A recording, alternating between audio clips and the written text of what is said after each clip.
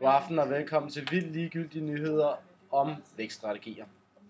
Flere og flere virksomheder bruger Ansofs vækstmatrix i daglig tale kaldet vækststrategier. Men ved befolkningen egentlig, hvad det hele handler om?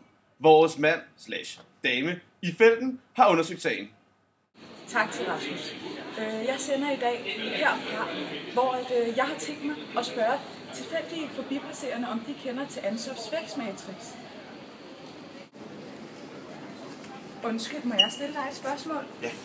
Kender du til Ansofs vækstmatrix? Hvad?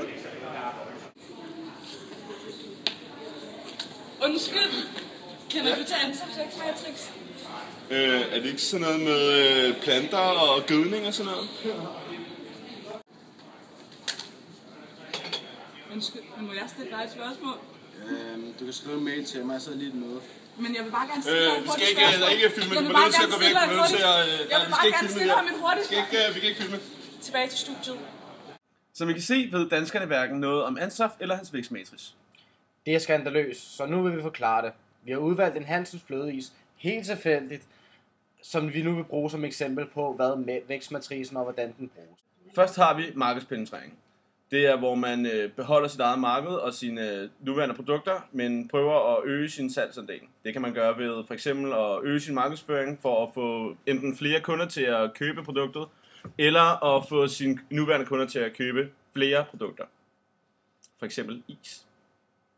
Hvis man er Hansen is. Som virksomhed kan man også vælge at produktudvikle for at tjene flere penge. Man kan lave nogle nye produkter eller forbedre sine nuværende produkter. Hos Hansens Is kunne de lave en is med stevia, den hemmelige ingrediens. Markedsudvikling er også en mulighed for at tjene flere penge.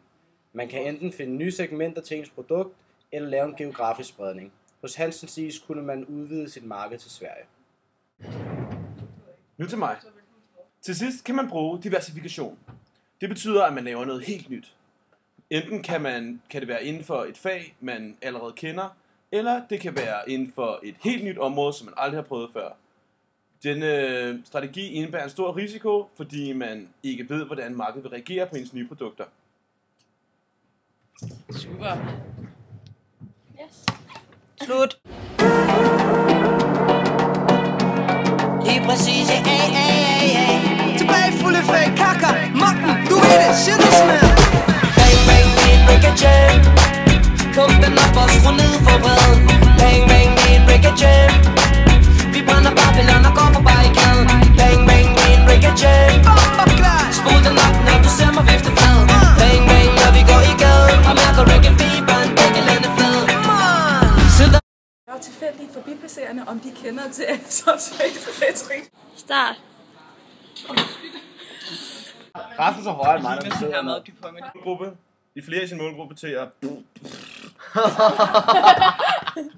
Til at dræbe. Også lave om igen, som nye, eller forbedre sin